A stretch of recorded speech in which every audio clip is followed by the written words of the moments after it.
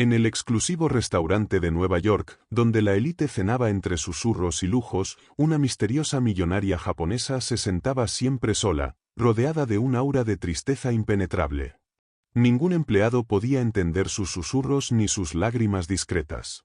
Hasta que una noche, una humilde camarera mexicana se acercó a su mesa y pronunció unas palabras en un japonés perfecto.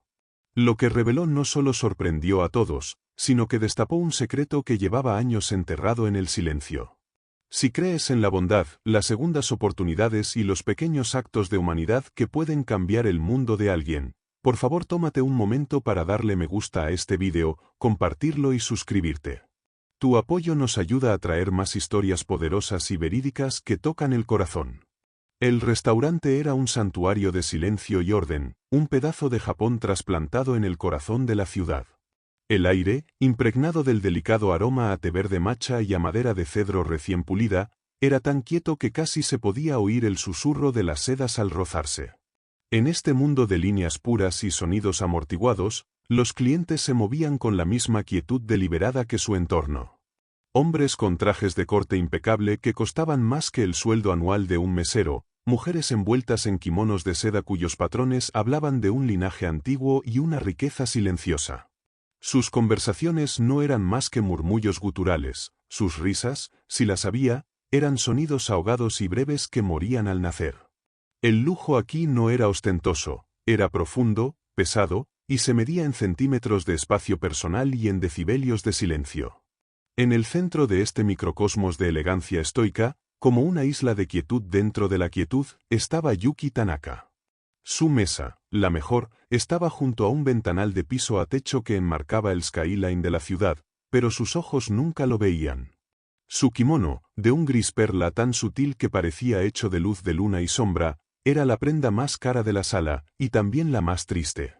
Ella era un espectro de elegancia consumida por una melancolía tan palpable que alteraba a su alrededor. Las camareras y los meseros se desviaban inconscientemente de su órbita, no por falta de profesionalismo, sino por una incomodidad instintiva ante un dolor tan visible, al mismo tiempo, tan herméticamente sellado. Sus manos, finas y pálidas, yacían inmóviles sobre el regazo, ni siquiera levantaba los palillos para probar la exquisitez que se enfriaba frente a ella. Era un cuadro de una belleza desgarradora y estática. Moverse entre este mundo de silencio opulento era Sofía. Su delantal, de un blanco impoluto pero de un corte sencillo y práctico, era la única nota de cotidianidad en aquel teatro de refinamiento. Se deslizaba entre las mesas con una gracia aprendida a fuerza de repetición, anticipando necesidades, llenando vasos de agua con una jarra de cristal que no producía el más mínimo tintineo. Sus ojos, de un castaño cálido, observaban todo. Y siempre, inevitablemente, volvían a la mujer del kimono gris. No con curiosidad malsana, sino con una punzada de reconocimiento. Sofía conocía el lenguaje del dolor ajeno, y en los hombros ligeramente encorvados de Yuki Tanaka, en la mirada perdida en la nada, lo leía con una claridad que le apretaba el corazón. Un hombre japonés delgado y severo llamado Kaito, cuyo traje negro parecía tallado sobre él, se acercó a Sofía con pasos que no hacían ruido sobre la estera de tatami. Su voz era un susurro áspero, cargado de una tensión contenida. La Tanaka masculló en inglés, sin apartar los ojos de la mujer. Devuelve el té verde. Por tercera vez. Dice que el agua no está a la temperatura correcta. 78 grados centígrados, exige. Ni 77, ni 79. Sofía asintió lentamente, sus ojos aún fijos en la clienta. Parece angustiada. Más que enfadada. Kaito hizo una mueca de fastidio, un gesto casi imperceptible que era toda una explosión de emociones en aquel lugar. Angustito y billionaria. La combinación más peligrosa del mundo. No es enfado, es, buscó la palabra, capricho. Un capricho triste. Sírvele el postre, el helado de té verde. Y aléjate. No dejes que te arrastre a hizo un gesto vago con la mano, su nube. Sofía asintió de nuevo, pero su mirada no se apartó de Yuki. No veía una nube de capricho. Veía una prisión de una sola celda, elegantemente amueblada e insoportablemente silenciosa. Y por primera vez en su turno, sintió el impulso, no de alejarse, sino de acercarse. No como una camarera a una clienta, sino como una persona a otra. La tensión en el restaurante era tan fina y afilada como el filo de un cuchillo de sushi. El silencio, antes reverencial, ahora se sentía cargado, pesado, como la calma que precede a un tsunami. Todos, desde el más experimentado de los meseros hasta el chef tras la barra de madera de Inoki, sentían la presencia de Yuki Tanaka como una nota discordante en su perfecta sinfonía de servicio. Era una clienta fantasma que no comía, no bebía, solo existía en su mesa como un monumento al dolor silencioso. Fue durante el punto álgido de la cena cuando el conflicto, latente durante tanto tiempo, finalmente cristalizó. Yuki, en un movimiento tan leve que casi pasó desapercibido, alzó ligeramente la mano. No fue un gesto demandante, sino una elevación temblorosa de los dedos, una señal de auxilio tan discreta que rayaba en lo invisible. Dos meseros, veteranos en el arte de la discreción, desviaron deliberadamente la mirada, fingiendo una concentración absoluta en ajustar un plato o alinear una copa. Preferían la reprimenda posterior de Kaito que enfrentarse a la angustia impenetrable de la mujer del kimono gris. Sofía, desde su puesto cerca de la cocina, lo vio. Vio la mano alzarse y caer con decepción. Sin pensarlo dos veces, rompiendo el protocolo no escrito, se acercó. Su delantal blanco era una mancha de pureza móvil en la penumbra dorada. Señora Tanaka, murmuró en un inglés suave, inclinándose ligeramente. ¿Necesita algo? Yuki alzó la vista. Sus ojos, normalmente vidriosos, ahora brillaban con una angustia palpable. Habló en un japonés rápido y entrecortado, un susurro ahogado por la emoción. Las palabras eran incomprensibles para Sofía, pero el mensaje era universal, desesperación. Señaló su taza de té vacía con dedos que temblaban de forma apenas perceptible. Claro, más té, asintió Sofía, con una sonrisa empática que pretendía calmar aguas que no entendía. Tomó la taza de porcelana fina, sintiendo el calor residual en sus dedos. En ese preciso instante, las puertas corredizas de entrada al salón principal se deslizaron suavemente. Un hombre entró. Japonés, de edad avanzada pero imbuido de una autoridad férrea que parecía precederlo como una onda de choque. Vestía un traje oscuro, impecable, y su rostro era una máscara de severidad tallada en granito. Sus ojos, pequeños y penetrantes, barrieron la sala hasta detenerse en Yuki. La transformación en la mujer fue instantánea y devastadora. Todo el color que le quedaba en el rostro se desvaneció. Su postura, ya de por sí encogida, se contrajo aún más, como si intentara fundirse con la silla. Bajó la mirada al instante, fijándola en el vacío de la mesa frente a ella, sumisa, casi aterrada. El hombre, el señor Kobayashi, se acercó con pasos medidos y silenciosos. No miró a Sofía, ni siquiera pareció registrarla como un ser humano. Su atención estaba completamente puesta en Yuki. Se detuvo junto a la mesa y habló en un japonés bajo, cortante, cargado de una frialdad que heló el aire alrededor. No era un tono de conversación, era el de un amo reprendiendo a un sirviente. Yuki no alzó la vista. Asintió débilmente, una vez, luego otra. Sus manos, ahora ocultas en el regazo bajo la mesa, debían estar retorciéndose. Kobayashi dejó caer un sobre blanco, grueso y ominoso, sobre la impecable superficie de la mesa. El sonido del papel al golpear la madera fue un disparo seco en el silencio tenso. Sin una palabra más, sin un gesto de despedida, el hombre se dio la vuelta y se marchó con la misma frialdad con la que había llegado.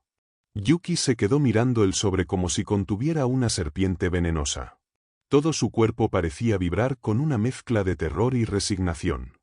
Sofía, todavía con la taza de té en la mano, estaba paralizada, habiendo sido testigo involuntaria de una humillación íntima y brutal. El susurro que escapó de los labios de Yuki fue tan débil que casi se lo llevó el aire acondicionado, pero Sofía lo captó. Dos palabras en japonés, cargadas con el peso de un mundo que se derrumbaba. Ma dame da, ya este te du perdido. La voz de Yuki no era más que un hilo de sonido, pero estaba tan impregnada de una angustia absoluta, de una rendición total, que traspasó todas las barreras del idioma y la cultura. Sofía lo sintió como un puñalazo en el pecho. No eran las palabras lo que entendió, sino el dolor puro y desnudo que las sostenía. La elegancia, la riqueza, el kimono de seda, todo era una fachada. Lo que tenía frente a ella era una mujer acorralada, rota y completamente sola. Y en ese momento, Sofía supo que su trabajo ya no era servir té. Él sobreyacía sobre la mesa de cerezo pulido como una mancha de tinta en un papel inmaculado. Yuki Tanaka no lo tocaba. Solo lo miraba fijamente, sus ojos secos ahora, pero vacíos, como si toda la emoción hubiera sido drenada de ella, dejando solo una cáscara de resignación helada. La humillación infligida por Kobayashi aún colgaba en el aire alrededor de su mesa como una niebla tóxica. Los demás comensales, conscientes del altercado pero ajenos a su significado, volvían sus miradas con discreción, fingiendo una concentración repentina en sus platos o en las vistas nocturnas de la ciudad. Sofía permaneció inmóvil durante un latido del corazón. 2. La taza de té que sostenía le quemaba los dedos, pero el dolor era un recordatorio lejano. El susurro desgarrador de Yuki, me da, resonaba en sus oídos, un eco de una desesperación que trascendía cualquier idioma. No podía alejarse. No podía pretender que no había visto, que no había sentido. Con una determinación que nació de las entrañas, Sofía colocó suavemente la taza en la mesa, junto a la jarra. No hizo ruido. Luego, con movimientos deliberadamente calmados, se acercó a Yuki. No se inclinó como una sirvienta. Se arrodilló suavemente junto a su silla, a su altura, colocándose en su campo visual periférico sin invadir su espacio. Fue un gesto de igualdad, de humanidad, no de servicio. Yuki ni siquiera parpadeó. Estaba tan sumida en su abismo que la presencia de Sofía no registró al principio. Entonces, Sofía habló. Su voz fue un susurro suave, pero claro, modulando las palabras con un cuidado exquisito, usando el registro formal y respetuoso que su abuelo le había enseñado. Sumimasen, Tanaka-sama, comenzó, y las sílabas, aunque teñidas por un leve acento musical que delataba sus raíces lejanas, eran perfectamente inteligibles, imbuidas de una deferencia genuina. ¿Ocha o oair shimashoka? ¿Le sirvo más té? El efecto fue eléctrico. Yuki se estremeció como si hubiera recibido una descarga. Su cabeza giró lentamente, sus ojos, antes vacíos, se encontraron con los de Sofía. La sorpresa fue tan absoluta que durante un segundo barrió toda otra emoción. Sus pupilas se dilataron, buscando en el rostro de la joven mexicana, en su uniforme de camarera, alguna explicación a aquel imposible. Anada, la voz de Yuki era ronca, apenas audible. Nihongo je wakurimisaka? ¿Tú, entiendes japonés? Sofía mantuvo su mirada, serena pero llena de una compasión inmensa. No asintió con orgullo. Su respuesta no fue sobre el lenguaje, sino sobre el entendimiento. Sukosidake, confesó con suavidad. Solo un poco. Hizo una pausa, permitiendo que el significado de sus próximas palabras se colara entre ellas. Sokaira no okokoro no itami emo, sukashi dake wakarimisu. Pero su dolor, también lo entiendo un poco. Fue esa frase, esa admisión de empatía pura y simple, lo que quebró el dique final. El aliento de Yuki se cortó. Un temblor recorrió su cuerpo. Los ojos, que habían permanecido secos ante la humillación de Kobayashi, se anegaron de lágrimas instantáneamente. No fueron lágrimas silenciosas y dignas. Fueron sollozos ahogados y convulsivos que le sacudieron los hombros, lágrimas calientes que cayeron sobre las sedas grises de su kimono, manchándolas de oscuro. Se llevó una mano temblorosa a la boca para ahogar el sonido, pero era inútil. El dolor, contenido durante años de soledad y sumisión forzada, brotaba a borbotones, encontrando por fin un testigo, un canal. Hitori Hanai logró articular entre sollozos la frase más desgarradora. «Estoy tan sola». Y entonces, en un torrente de palabras entrecortadas y ahogadas por el llanto, el secreto salió. En japonés, su idioma natal, el idioma de su corazón, le contó a la única persona que se había atrevido a verla. Le habló de Kobayashi, no un mero administrador, sino el brazo ejecutor de la familia de su difunto marido.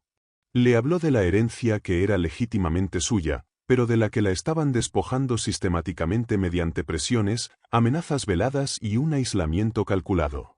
Le habló de su educación, que la había enseñado a obedecer, a no cuestionar, a soportar en silencio.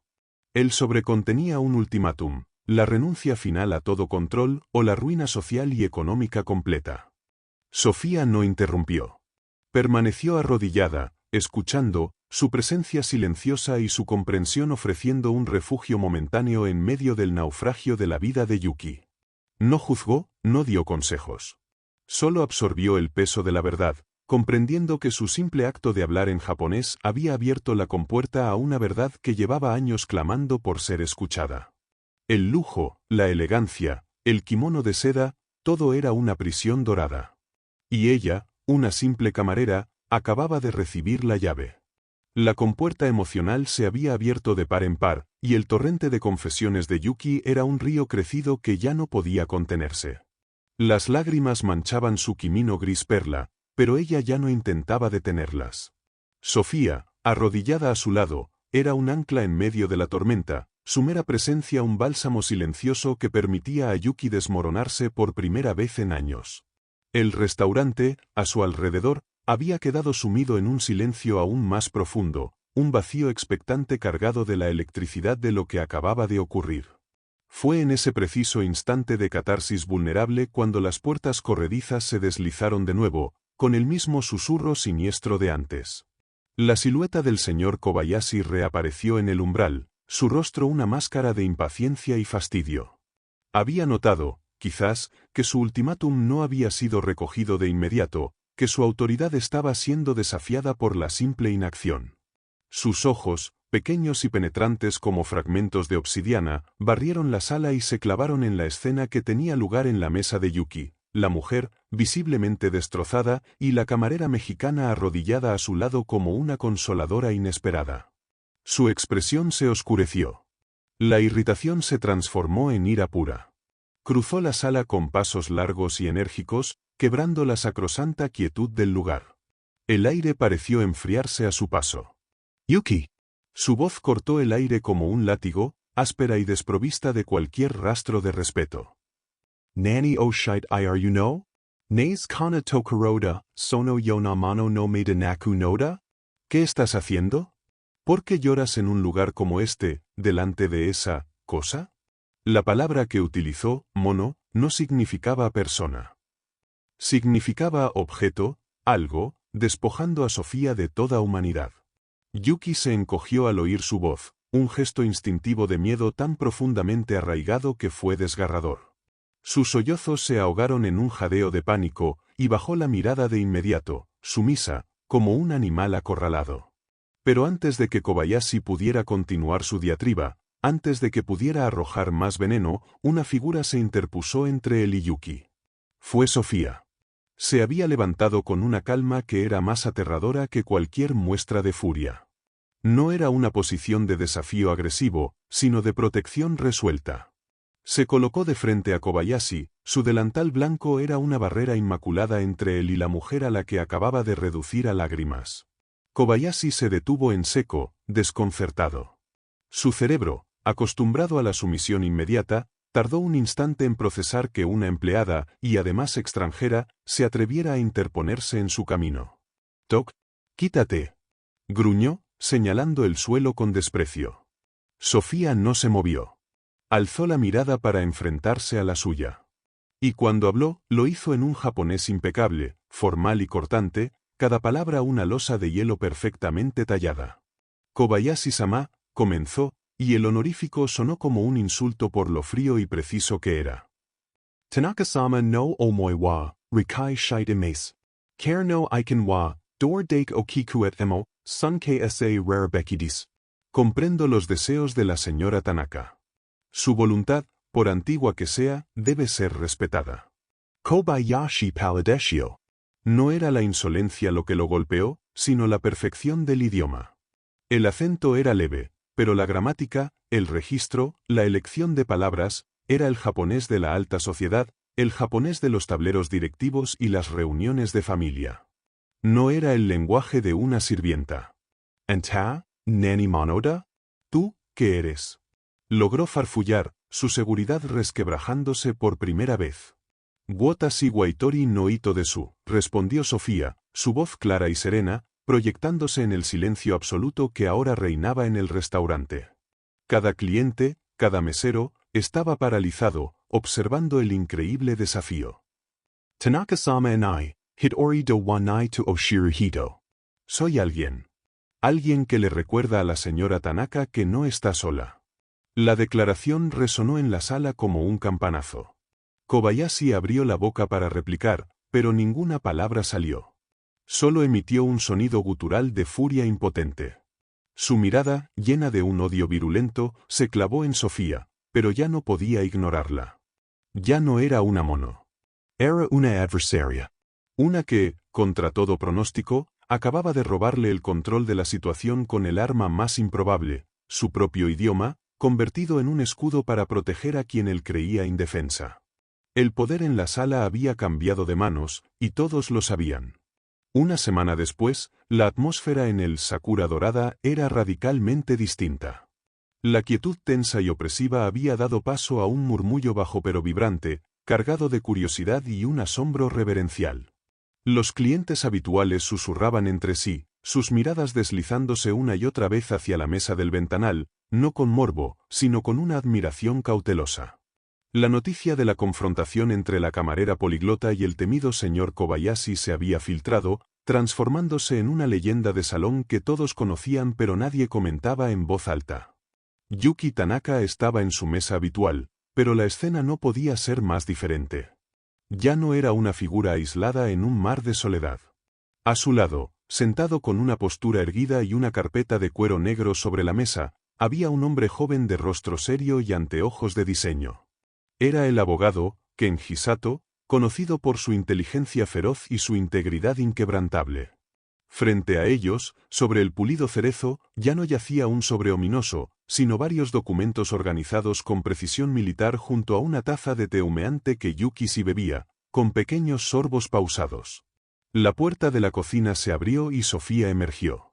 Ya no llevaba el delantal blanco de camarera. Vestía un traje pantalón de color neutro, sencillo pero elegante, que hablaba de una nueva formalidad, de una transición. Su cabello, antes recogido en una coleta práctica, caía ahora suelto sobre sus hombros, enmarcando un rostro que irradiaba una calma y una determinación nuevas. Se acercó a la mesa.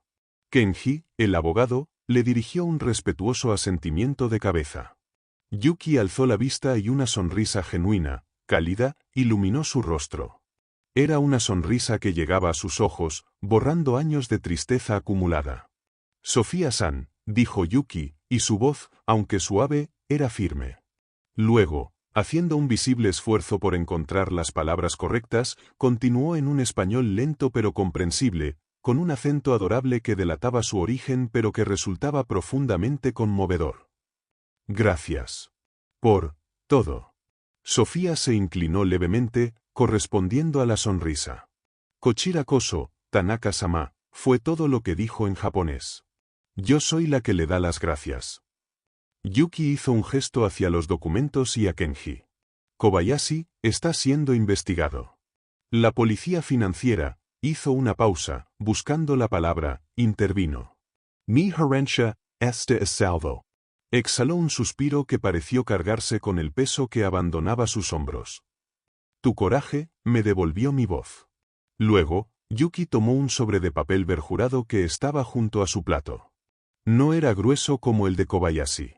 Era fino, elegante. Se lo extendió a Sofía. No era un fajo de billetes. Era una propuesta formal, escrita en un japonés impecable y en una traducción al español igualmente cuidadosa. No es dinero, aclaró Yuki, como si leyera el pensamiento de Sofía. Es una asociación. Señaló el documento.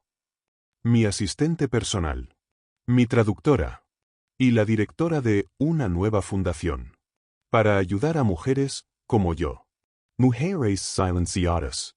Sofía tomó el sobre. No lo abrió de inmediato. Lo sostuvo entre sus manos, sintiendo el peso del papel, que era en realidad el peso de una oportunidad monumental, de un futuro reescrito.